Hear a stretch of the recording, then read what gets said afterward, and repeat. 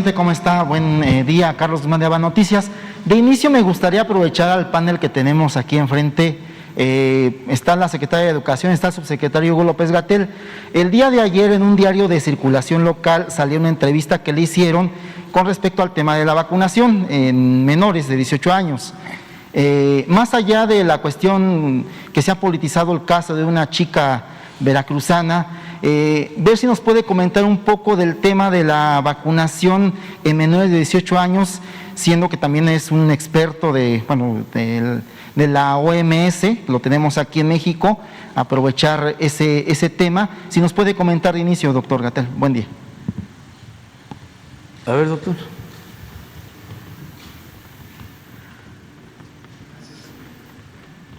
Con mucho gusto, Carlos. Yo no he dado entrevistas a diarios de circulación local, pero sí nacional, que fue la jornada, y justamente me refería a este tema, que lo comento. La vacunación a personas menores de edad, en general, debemos visualizarla en dos conjuntos.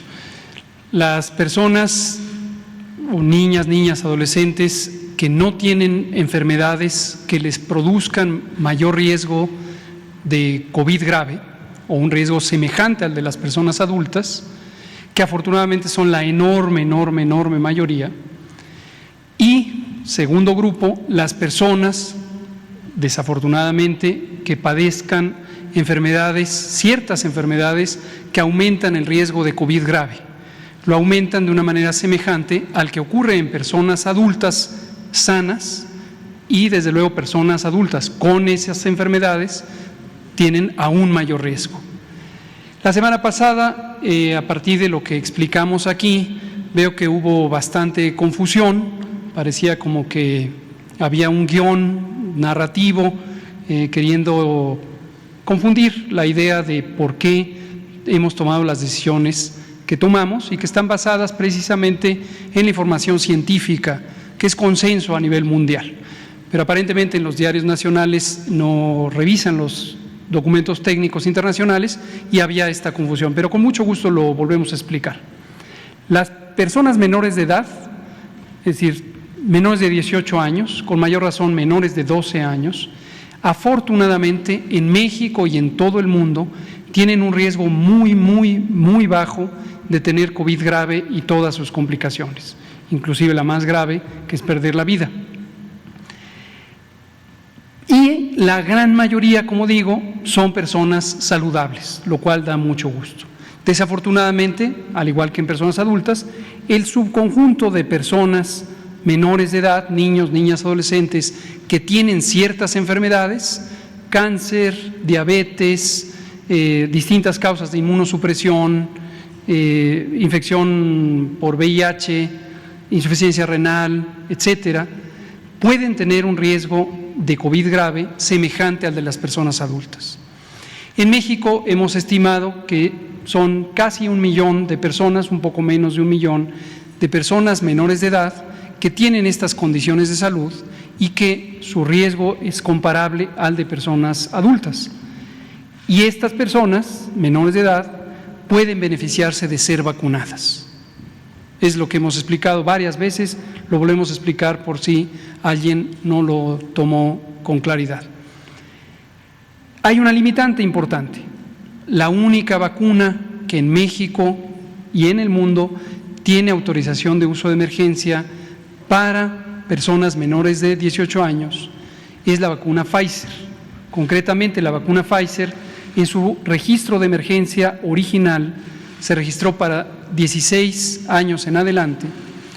En una revisión del expediente que solicitó Pfizer, se autorizó para uso de emergencias en personas de 12 a 15 años, complementando el grupo de 12 años en adelante. Es una limitante porque evidentemente da la única posibilidad, la vacuna Pfizer, para uso en personas menores de edad con estas enfermedades crónicas, la mayoría, que pueden aumentar el riesgo de COVID.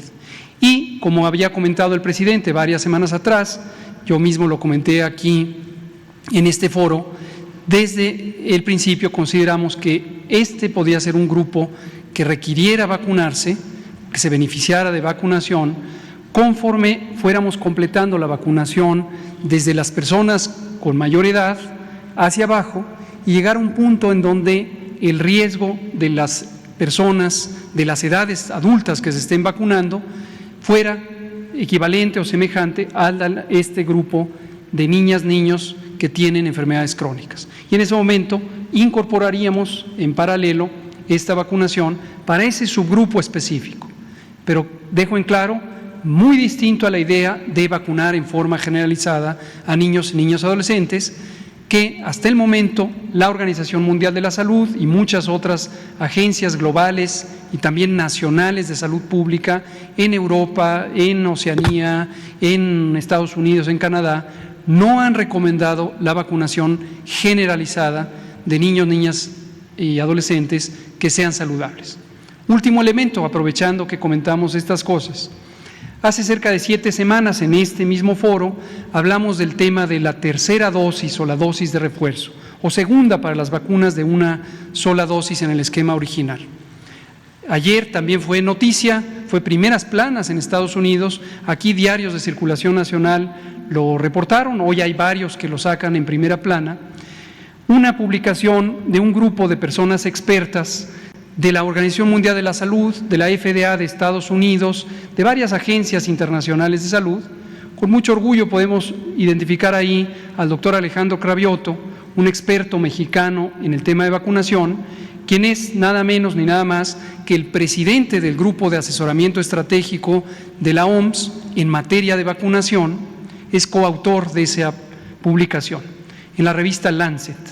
¿Qué es lo que dice el artículo? Hace una síntesis de la información publicada en los distintos artículos científicos y llega a la conclusión de que no se requiere en este momento tener una dosis de refuerzo, tercera para los esquemas de 2, segunda para los esquemas de 1, como la vacuna CanSino.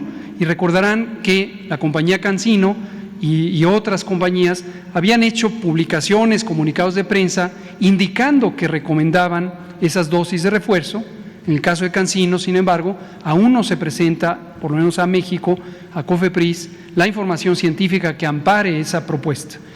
Y las personas expertas lo que dicen es, no hay en este momento ninguna evidencia que sugiera que se requiere la vacuna con refuerzo y ni siquiera con esta consideración que ha hecho mucho ruido en los medios sobre la variante Delta y otras variantes genéticas emergentes.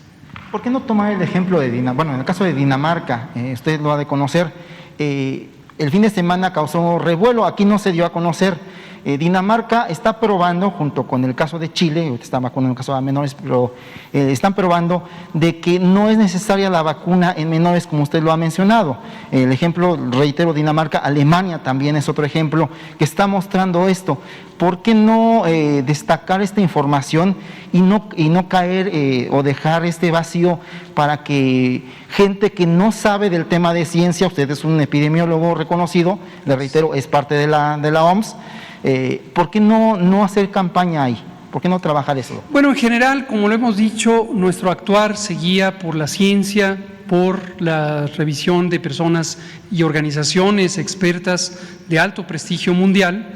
Nosotros continuamente revisamos la evidencia que generan científicas y científicos mexicanos y también lo que generan científicas y científicos de otras partes del mundo. Los posicionamientos oficiales de agencias de salud pública, la OMS, la OPS y otras agencias de otras naciones con altas competencias y nuestro actuar se guía por este conjunto de observaciones. Tenemos un grupo técnico asesor en vacunación. El doctor Alejandro Cravioto precisamente es parte de este grupo, lo preside la doctora Celia Alpuche, quien es una experta en la materia y trabaja en el Instituto Nacional de Salud Pública de México, más otras 20 personas. Lo que vemos es muchas veces, también lo comentamos durante las múltiples conferencias vespertinas, lo hemos dicho aquí también en la mañana, desafortunadamente la información publicada en los medios, con todo respeto a todos los medios de información, y a los columnistas también, que a veces les gusta ser prolíficos en sus observaciones. Pero desafortunadamente hay una importante desconexión entre la realidad científica, la evidencia técnica y lo que sale en los medios.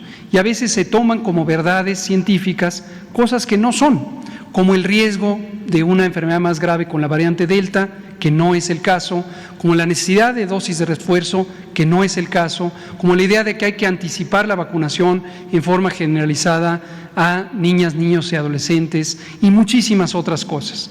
A veces el uso de ciertos medicamentos que no tienen mérito científico se ha promovido desde los foros de los medios de información. Este fenómeno es al que se le llama la infodemia. La propia Organización Mundial de la Salud lo reconoció explícitamente como un problema también para el manejo de la epidemia. Pero nosotros seguiremos dando toda la información y siempre respondiendo a preguntas, y tenemos nuestro sistema de datos abiertos e información en el portal Coronavirus, y la verdad es que es un elemento que merece la pena visualizar. Es la primera vez en la historia de la salud pública mexicana que se tiene transparencia plena, como lo ha instruido el presidente López Obrador. Gracias.